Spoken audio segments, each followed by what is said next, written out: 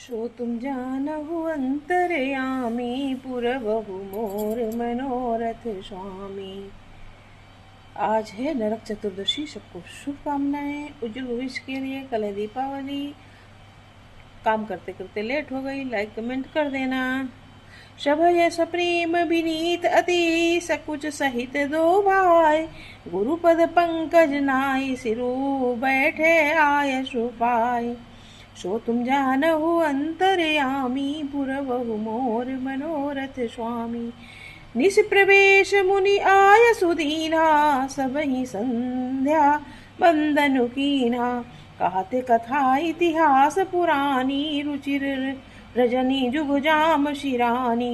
मुनिवर शयन कीन तब जाई लगे चरण चापन दो भाई।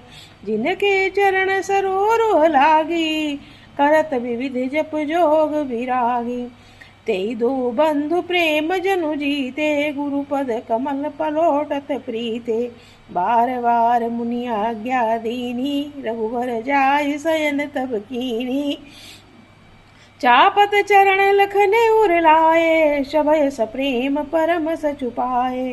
पुनि पुनि प्रभु कहा सो बहु ताता पौड़े धरि उरुपद जल जाता। सो तुम जानहु अंतर्यामी पुरबहु मोर मनोरथ स्वामी। उठे लखन निश विगत सुनी अरुण शिखा धुनि कान।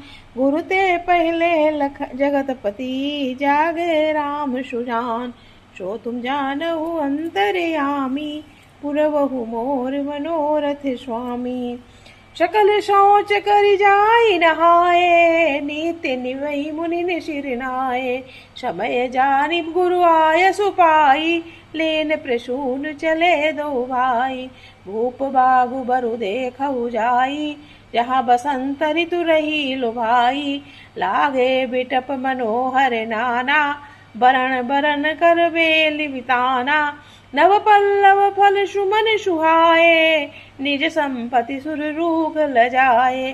चातक कोकिल कीर चकोरा पूजत बिहग नटत कल मोरा। मध्य बाग सरु सोह सुहावा मनीषोपान विचित्र बनावा।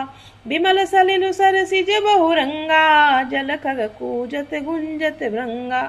सो तुम जानहु अंतर्यामी पुरबहु मोर मनोरथ स्वामी। बाग तड़ागु बिलोकी प्रभु हर से बंधु समेत। परम रम्य आराम यहू जो राम ही सुख देत। सो तुम जानहु अंतर्यामी पुरबहु मोर मनोरथ स्वामी। चहुदिस चितय पूछ मालीगन लगे लेन दल फूल मुदित मन। तेहि अवसर सीता तहाँ आई गिरिजा पूजन जननी पठाई।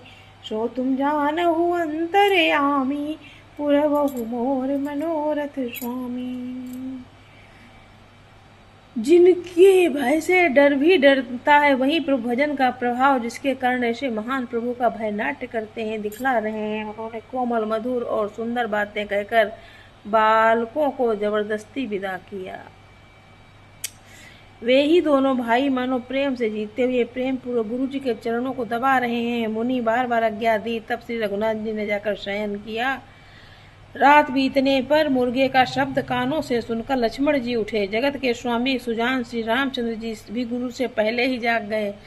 सब शौच क्रिया करके वे जाकर नहाए। फिर संध्या अग्नि होत्रादि नित्य कर्म समाप्त करके उन्होंने मुनि को मस्तक नवाया। पूजा का समय जानकर गुरु जी की आज्ञा पाकर दोनों भाई फूल लेने चले गए। उन्होंने जाकर राजा का सुंदर बाग देखा जहाँ वसंत ऋतु लुभा कर रह गई है। मन को लुभाने वाले अनेक वृक्ष हैं। रंग बिरंगी उत्तम लताओं के मंडप छाए हुए हैं। नए पत्तों फलों और फूलों से युक्त सुंदर वृक्ष अपनी संपत्ति से कल्प वृक्ष को भी लजा रहे हैं। पपीहे के कोयल तोते चकोर आदि पक्षी मीठी बोली बोल रहे हैं। बाग के बगीचों सुहावना सरोवर सुशोभित जिनके मड़ियों के सीढ़ियों विचित्र ढंग से बनी है। उनका जल निर्मल है जिनके अनेक खिले हुए हैं कलरव हैं रहे और भंवर गुंजार रहे हैं। चारों ओर दृष्टि डालकर और मालियों से पूछकर प्रसन्न मन से पुत्र पत्र पुष्प लेने लगे। उसी समय सीता जी वहां आई। माता ने उन्हें गिरजा पार्वती जी की पूजा करने के लिए भेजा। जय श्री राम, जय श्री राम।